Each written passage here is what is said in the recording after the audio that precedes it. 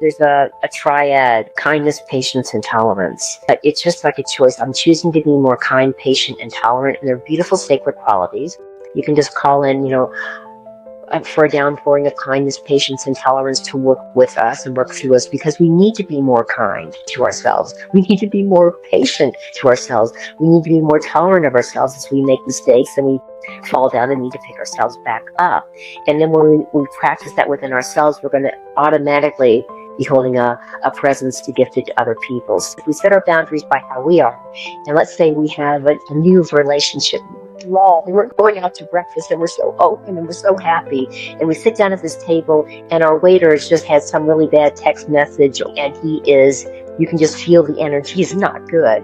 And if we're just way open, because we're setting our boundaries by how we are, not how he is, we're going to get whammied by his energy. Just take time every day to acknowledge every single little small victory and find ways to celebrate it. If you're depressed and it's really hard to get out of bed, and you get out of bed, take a shower and wash the dishes or something, that's a victory beyond measure if you're going through a really hard time. If we say we're going to try to do this, we're going to be left trying. We need to make a choice.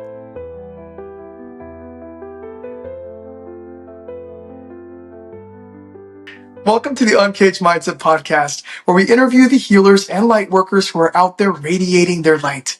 Today, I'm honored to welcome a trailblazer who understands the art of work-life harmony as an AV-rated attorney and ICF certified coach. With decades of experience navigating motherhood, career reinvention, and transformational healing, she empowers women and men to replace stress with patience, joy, and purpose through coaching, meditation, and soul readings. Here to discuss the process of getting unstuck and how to fill ourselves with more positivity and hope, please welcome the CEO of Jewel Consultancy, my mentor and friend, Arlene Cohen Miller. Thank you. Wow, I don't even know what to say with all of that, but thank you. Well, thank you for being here. I'm obviously honored. You have changed my life. And when I thought about having you on this episode on the podcast, I'm like, oh my gosh, so many people can benefit from an interview with you, for just, learning from you. And people want to know why I'm so different. And I'm like, yeah, it's Arlene. You got to meet her. So I do want to start with a quick question. Never really quick, but the coach, the mentor, Arlene, that I know, what was your life before the coach, mentor, Arlene, that we know? Motherhood and being an attorney. So I've been married and not married. And I've also, when I was 15, I decided I was going to be an attorney. Surprised my whole family. And I did go to law school and did go to undergraduate. And I got married in the middle of law school. And my ex-husband and I moved up to a suburb of Cleveland. And after working for some other attorneys for about 3 years, I just didn't find one that really resonated with me. And so I went out on my own and I opened my own firm in this little kind of storefront office with two other attorneys and an employment agency. And then there was a guy he came in later who did collections for businesses. And so very small, no computers back then. And a month after I opened my practice, I found out I was pregnant. So, I've always combined motherhood and being a working mom, and I really enjoyed the practice of law for many years. I've been a divorce attorney and did child custody work for the first 12 years, and then I went into, because I got burnt out. It's really hard to do that kind of work, and I didn't have all the kind of skills and tools that you've been the benefit of back then, and so I went into commercial law and I helped businesses collect their debts for a number of years and had a lot of leadership positions in different national organizations. And yeah, that was what I did before I was doing coaching and mentoring. Wow. Well, it sounds like you've been working on the balance, the work-life balance for a long time. And that's one of the things that I know that you help your clients with. That's something that I've benefited from. I guess I will start with a really big question to unpack, which is people are working towards this work-life balance. Like, what is balance? How do we know we've found it? How do people know that they're even working towards it? Well, that's why I added in the word harmony, because balance reminds me of the scales of justice as an attorney. And it's impossible to really get ever totally balanced, because we have to be flexible, we have to be adaptable. I know you've heard all this stuff before. And to have an absolute balance and have it perfect is never going to happen. We're always kind of adapting and changing and growing with whatever is happening in our lives, and that's where the harmony comes in. So, Yeah. as you know about me, I work from the inside out with people, so if we feel different on the inside, then what our experience is, even if we have the same stress, the same challenges, on the outside, we're going to be able to handle it with more grace, ease, and flow because we're not a mess. We're not all freaked out about everything that's going on in our life or how we're being impacted by other people or what's happening in the world. And we Yeah. can just take a breath and handle things in a different way. Wow.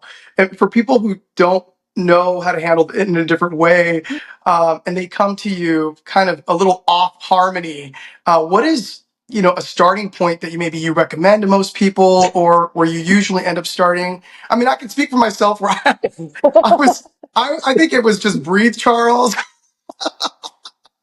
Yeah, I was going to mention breathing because, of course, mentoring is different than coaching. Mentoring is what you've experienced. Coaching is more partnering with someone and walking alongside them and knowing that they have all the answers within. So I don't exactly do it the same way, but they hopefully end up in the same place. And of course, breath work is always kind of the first thing that we can begin with because oftentimes if we're really stressed and anxious and it feels like the world is on top of us, we're breathing really shallow up here or we're even holding our breath.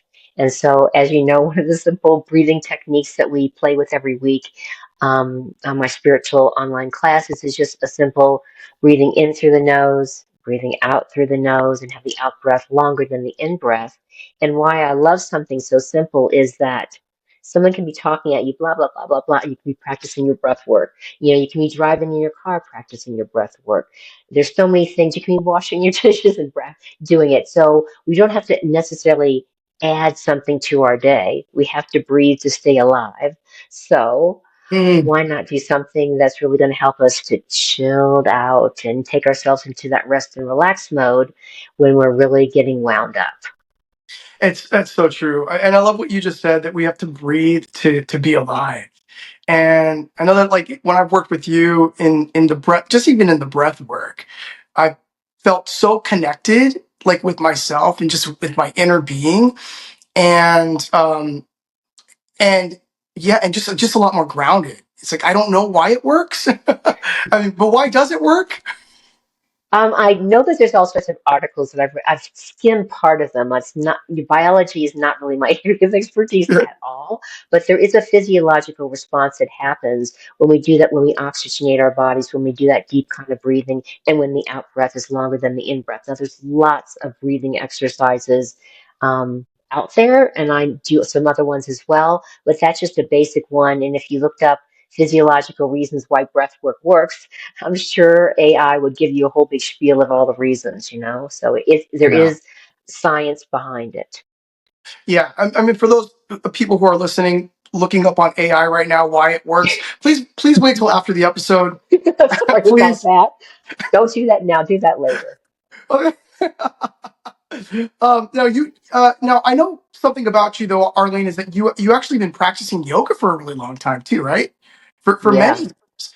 Um, has that informed how you work with people, or informed how you show up with your clients, and in some of your techniques, or Um, yeah, I started practicing yoga because I was doing like half marathons and 10Ks and 5Ks and being like the runner in like with groups. My mom was a runner, the swimmer, and I ran myself into the ground. I did listen to my body, and yoga is what healed it. It took a little bit of time, but I love it, and I do kind of the power yoga and the sculpt and the bar yoga, which is connected to like ballet and dance and hot yoga as well.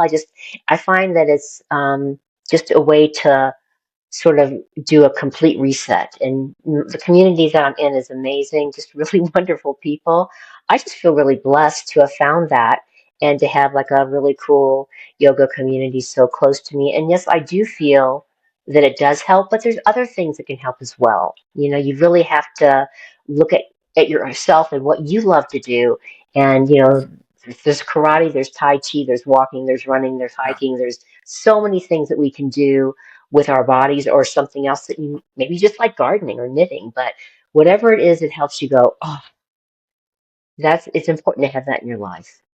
That's so true, Arlene. And I know that in working with you, you really have helped us. Like even in the classes that I go, it's really discovering kind of what lights us up. And I feel like so many people have gotten so far away from what lights them up that when they get connected to their bodies, they finally are able to kind of tease out what is their desire or what they've been like on a hamster wheel for. So that's so true. The part that lights you up, and it's so practical that you work with people like what's easy to do. Like you have to breathe. You could do it in your Right. car when you're walking. And I think it's really important because a lot of metaphysical teachers and books, maybe it's different now. I haven't, there's some really cool ones out there. They feel really kind of like you read them and you're not really sure what to do with it. And I really think it's important just to keep it really grounded and really something that, oh, I can apply that, I can do that, instead of like making it like I'm some big spiritual guru and I'm talking in circles and no one can understand what I'm saying. I don't understand that. That doesn't make any sense to me at all.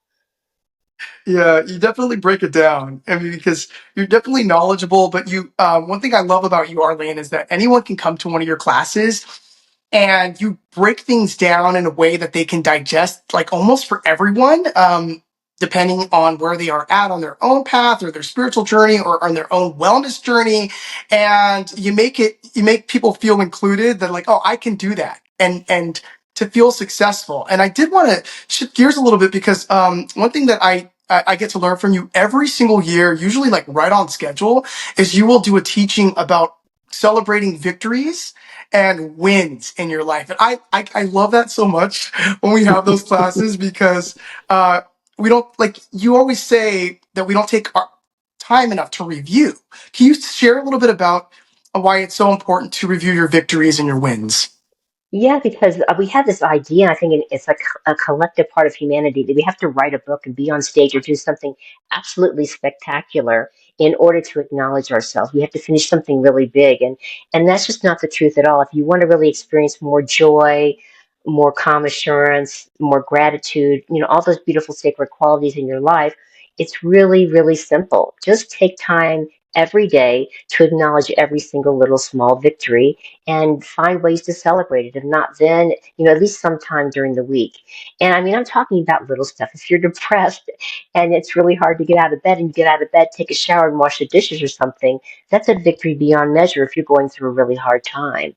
Because some people that come to the classes they've had deaths, they've had multiple deaths from the people that they love, or they're dealing with some sort of chronic illness. And when we can really be grateful for those little things, like we're in business for ourselves and we make that phone call that we just don't want to do, or we write a letter that just we've been putting off. That's something to acknowledge and celebrate. If we're getting really stressed out and we know we need to take a break, and we do, that's something to celebrate and to acknowledge. So keep it simple. And when we do that, we build this foundation just to have a completely different experience. Yeah. That's again, that's so profound, Arlene, and how you say just to keep it simple, and that if we really think about it, if we really just look and review our day of how many wins we've actually had. Like you just mentioned right now, so many different things. And when people are feeling stuck, it can be challenging. I almost use the word it's hard because I know words are very powerful.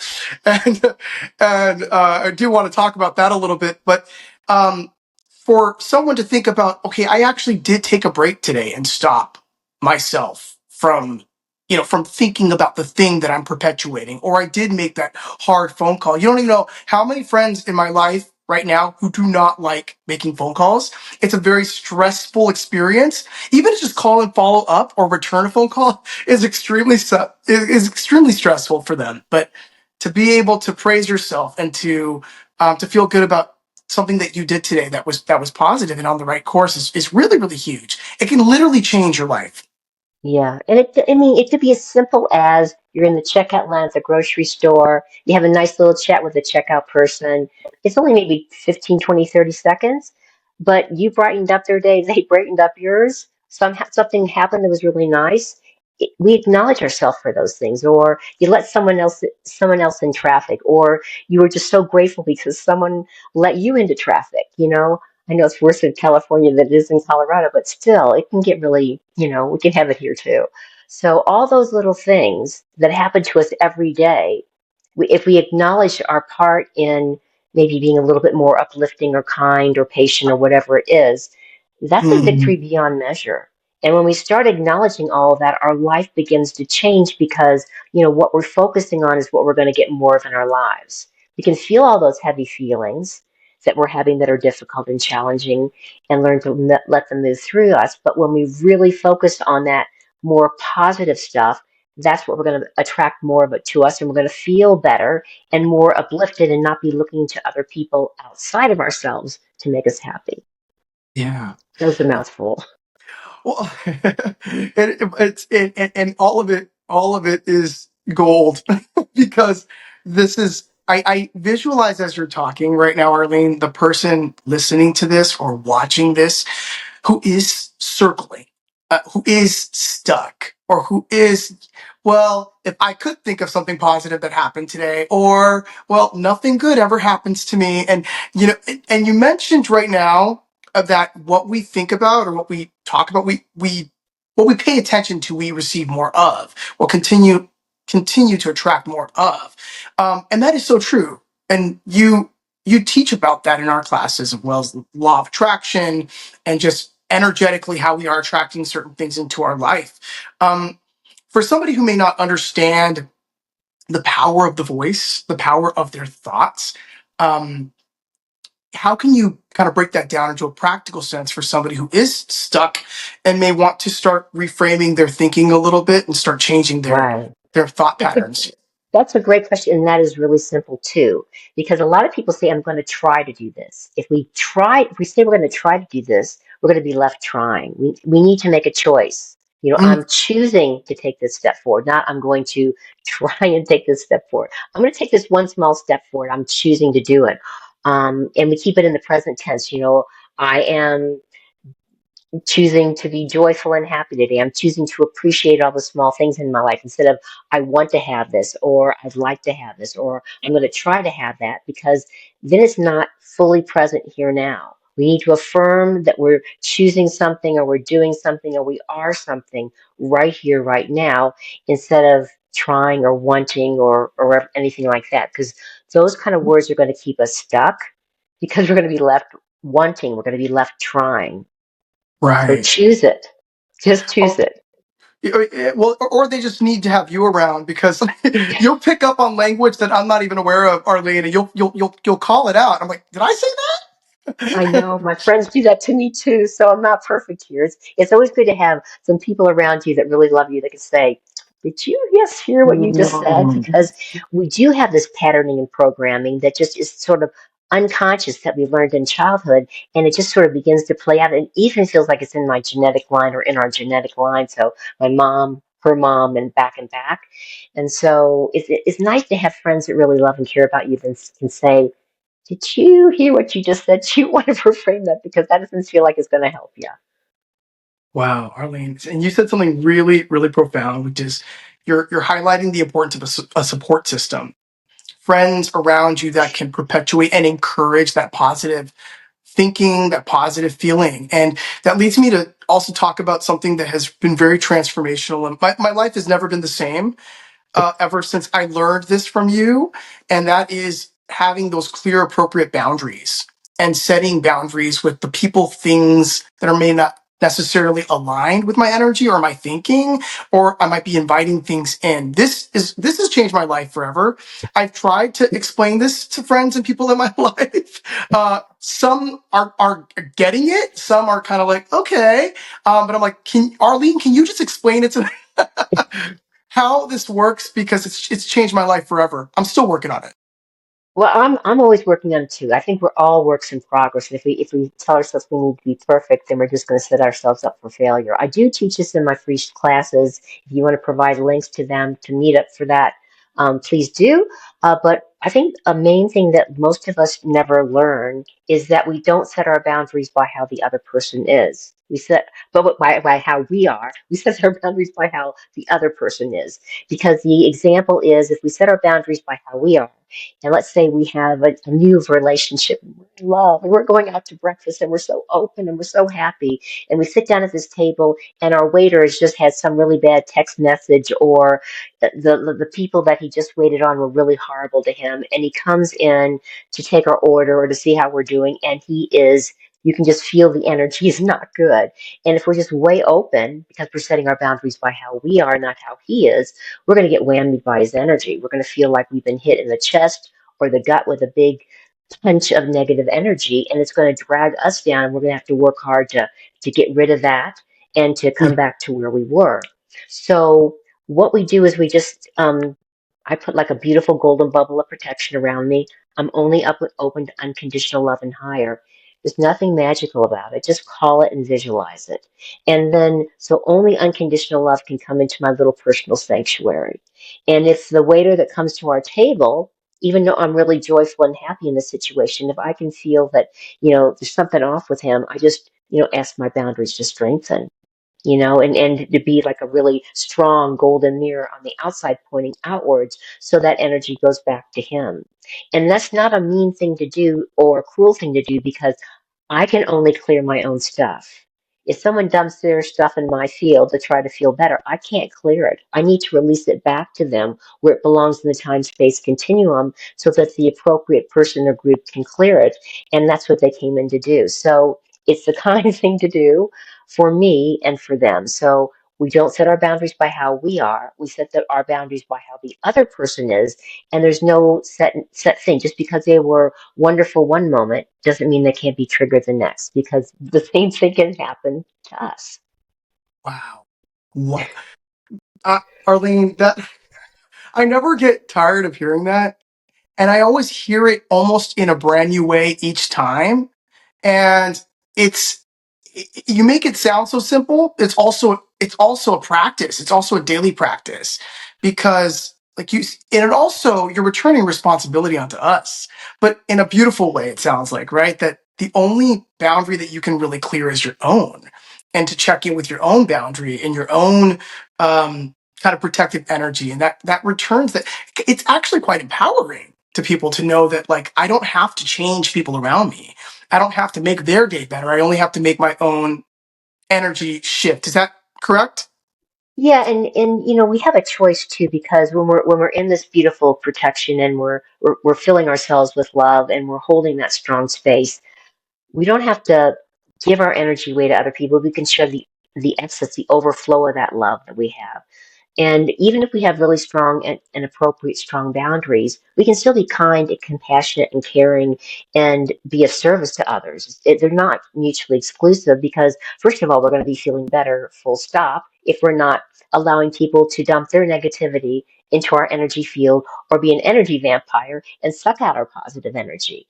And so it's really beneficial. And I think the one thing I wanted to emphasize was that I didn't really get for years is I had one set of boundaries for the rest of the world and another set for my family. I never put up boundaries for my family. I thought, how can they won't think I love them, but it's not true. Ours we're doing is having clear boundaries, but I actually have more love to share if I'm not letting what they're going through pour into my energy field. So Wow. we need to have the same boundaries for the people we love and care about and like as everyone else in the world. Wow.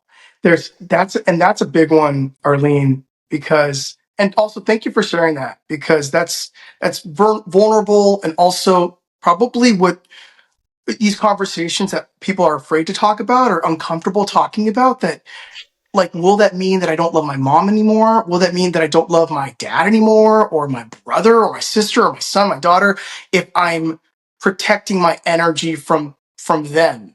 And there must be a program, or an idea that we're supposed to allow, allow a flood of energy, and to infiltrate our field because they're family members, right? Or I guess I should just allow that gossiping aunt to take my time for 2 hours because she's family, and it's totally okay. But this is Yeah, it's hard because there's so many messages that you have to be a certain way to be a good daughter, a good son, a good person, a good partner, whatever it is, and a lot of it just isn't true. And my fondest wish is that parents would actually know to teach their kids, or they would be taught in nursery school, so that we learn it at a really young age. How to take care of ourselves on all these different levels: physically, emotionally, mentally, spiritually, energetically. And it's just common knowledge for everybody, because otherwise what gets passed down from generation to generation is what people have known and their parents have told them, and a lot of it just isn't the truth. And if you sort of try this and work with this, you're going to find that you're filled with so much more love, and you have more love to share with others, even though some people might not like it because you're not ticking their making me happy box. They can't come and just pour out everything that's going wrong in their life and dump it in your field and walk away feeling happy. That's not our job. They'll be just a flat tire in a week anyway and come back and want it again. And that's not kind to ourselves, and it's really not kind to them either. We're not doing them the service of helping them to evolve and grow if they want to do that. right, right, and wow, Arlene, and you always say that it's a practice, not a perfect. It And is. that's so freeing. I love that. I love that phrase. It almost grants me permission to just give it a go the next day. Yeah, because if we don't give it a go, and it can feel scary or intimidating to do new things. Because I remember when I first started on this path, I had some mentors, some teachers saying, "Just do this," and I wouldn't do it for years. I was so stubborn. So I've had that experience of resisting and being defensive, and then learning how to let that go. And it's just a lot easier to just give it a go and give it a try for like a block of time. I'm going to do this for the next 3 months and see what happens. The Wow. sky's not going to fall down, and we might actually begin to feel a lot different and more confident and more relaxed. Wow, Arlene. And again, I'm going to put the links below for people who might be interested in attending your class, because I've gotten to benefit this guidance from you and all of us about just kind of visualizing ourselves being on the other side. And I've been able to experience what that feels like. Can you talk a little bit about that, Arlene? Because people who Right. are feeling the stuckness, some of Yeah. them want to be filled with more light and love and joy and harmony, sometimes can't feel, have been so used to being not feeling that way about themselves or talking about Right. themselves that way. Well, I think the first, I say this in my classes all the time too, is that mistakes are opportunities to learn and grow. So the old way would be like beating ourselves up because we made a mistake and it's so horrible. It's just an opportunity to learn and go. It's like Spirit said, go forth and have experiences, and upload those experiences so we can both grow from them. So I made a mistake. I might feel bad about it, but it's an opportunity to learn and grow. What can I learn from this? So the easiest thing to do, let's say we make a mistake. We did something that we feel bad about or remorseful about it. We wish we had done it different. Something we said, something we did. Okay, I made this mistake. If I have the opportunity, it's going to come back again. Something similar is going to happen in our lives. So the next time it happens or something similar, how could I do it differently? We just sort of close our eyes and feel and visualize that same kind of experience happening. What would I say? What would I do? How would I be different? Could I be holding that space of maybe kindness and patience and tolerance? Could I just choose that? And so we visualize a better way for us to handle a similar situation, so that when it does, we have something like in our toolkit, in that foundation of ourselves, that we can actually turn to. And if we don't, we make another mistake, we keep on practicing, and eventually we're going to make some inroads. It takes as long as it takes. It took me years to start to feel again, because I hadn't felt for lifetimes. So Mm. you make a choice, and sometimes it takes time to turn that ship around. But if we keep on practicing and we surround ourselves with like-minded souls that have that same sort of vision and wanting to move forward, which is why I do the classes, because we Yeah. come together as like-minded souls. We want to work together. It's a lot easier to move forward than being the lone wolf. It's tremendously quicker. Um, find something like that resonates with you to help you out. Wow, Arlene. What comes to mind right now is feeling is healing, which I also learned from you. You say that a lot, and I feel into that, the meaning differently almost every time you say it.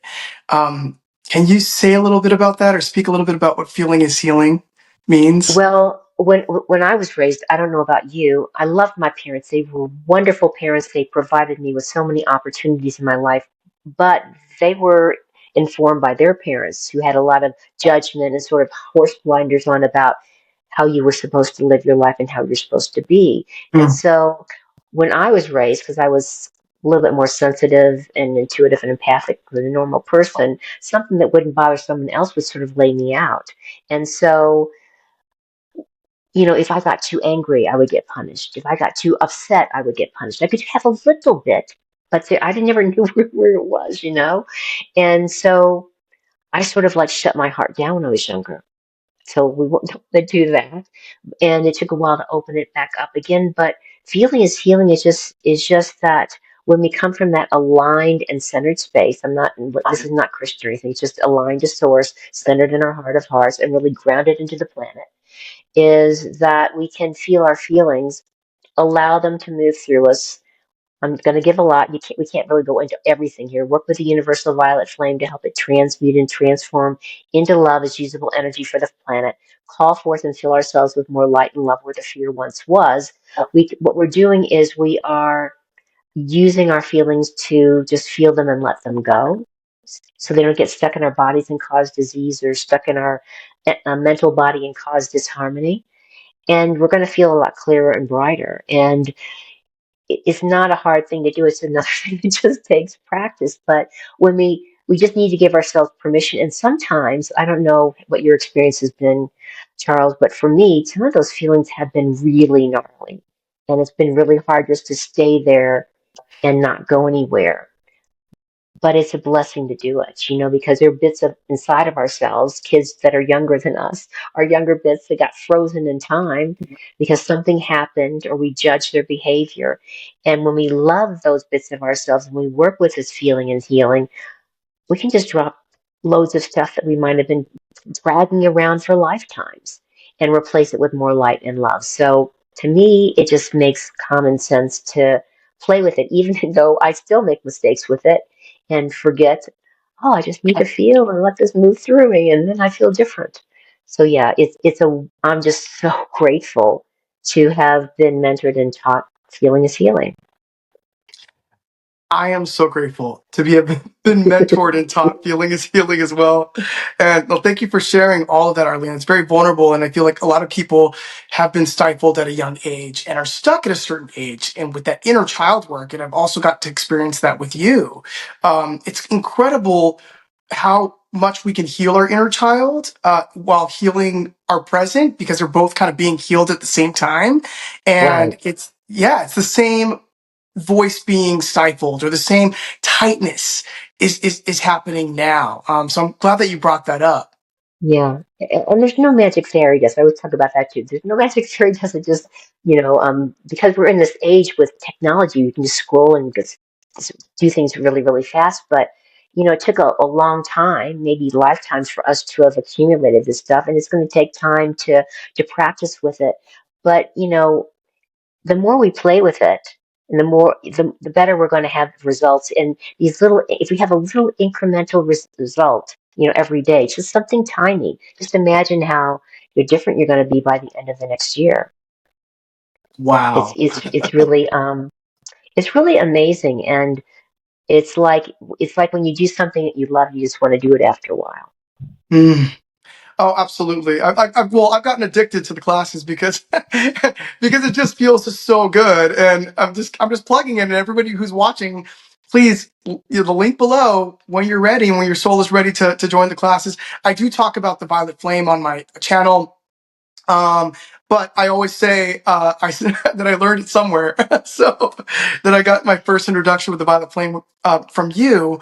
But it really, anyone can come to your classes and have a feeling experience without understanding the violet flame or understanding the bits inside of us or what even it means. Because we talk about the inner child, Yeah. but some people are still having an experience without understanding all of the teachings of the. It's really incredible. Yeah, I think we put too much stress on ourselves. It's like, I mean, I feel that way if someone asks me to do something technical like on my website. It's like, oh, can I please have someone to have magic fairy dust to teach me? And yes, but a lot of this stuff is just common sense. So if you come in and you start playing with one thing and you begin to have a new experience, you can have really amazing results in your life. I had a client. She's a really cool lady. She's an attorney like me from England, moved to New Zealand. I met her through the International Coaching Federation, which I'm a part of. And I coached her for a period of time. And she was started working with gratitude when we were together. And when we were done, she just said, you know, I need to keep on working with it. And I've made a promise to myself. I have this goal and I'm going to follow through. She was a very organized person like me. And so every day for a whole year, she put a post on social media with either a photo that she took or a picture that she found and something that and then like a sentence or two about why she was grateful for what was there. And I followed her, and it was such an uplifting experience. And she did it for a whole year. And, you know, I would comment sometimes, and it was just, I'm like, oh my God, this is so amazing because you could feel her changing. She knew that she needed to have more gratitude in her life. She made this commitment. She had this inspiration. She followed through. Very simple. I mean, everyone seems to be on social media doing all sorts of other things. Why not do something about gratitude and just see how you change? And, um, yeah, she never came to any of my classes. That wasn't who she was. She's a very different kind of person, really lovely. And yeah, it was just an amazing, amazing thing to be connected with. That is so cool, Arlene. I'm literally feeling that. Like as you're discussing it, I'm like, oh my gosh, that is like gratitude on steroids, like Yeah. like supercharged. And all of her friends came on and they would make comments, and then she'd get more friends on, I think it's on Facebook. And it's, you know, and she got a big following just from doing it. People could feel it. They loved her, the pictures she took. They loved the ones that she found. And yeah, it just really helped a lot of people, not just her. It was really a cool experience.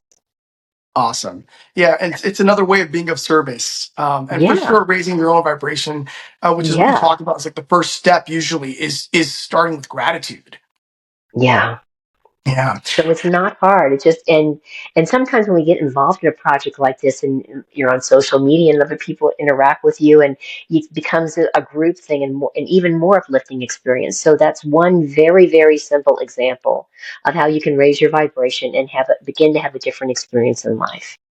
I love that, Arlene. You dropped so many golden nuggets today for ways that we can begin to work on having more of a harmonious life, a little less balanced, but more harmonious. Balance, not a bad word, but you're absolutely right. It makes you think of the scales of justice a little bit, but a more harmonious life to start feeling into victories, to start working with the power of gratitude, some breath work, as well as the idea that it's not a perfect, it's a practice, and that you don't have to have.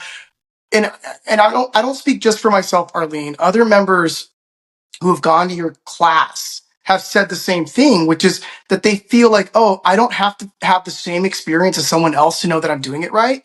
I could just have my own experience and not have to compare that someone else is having this amazing spiritual, like connected experience with someone else's is just kind of even. And that is okay for them too. Yeah, and you don't know because sometimes people that have these amazing experiences, they're not even in their body. They're sort of floating above here. And, you know, you need to be grounded and fully present in your body for all your experiences, for all your feelings, for all you feel and to let go and move through to be something that you take with you to the next inclination. If you're just floating above and you're having a blissy experience, that can be very lovely and it can feel more difficult in these dense bodies, but the whole purpose is to ground and express love and anchor it into the heart of the planet and share it with her. And that's where the real transformation happens. So it's not Wow. the easiest path, but it's a very rewarding one. It's not for everybody. And yes, we need to be more kind and patient with ourselves, and expecting perfection is just a recipe for disaster and for us feeling horrible about ourselves because it's really not possible in these bodies. Absolutely. Well, one of the ways that you help people maybe look at the possibilities is that you also offer what are called soul readings. Can you talk a little bit about how you work with the soul reading when you're working with women or just clients in general? Well, I work with men and women.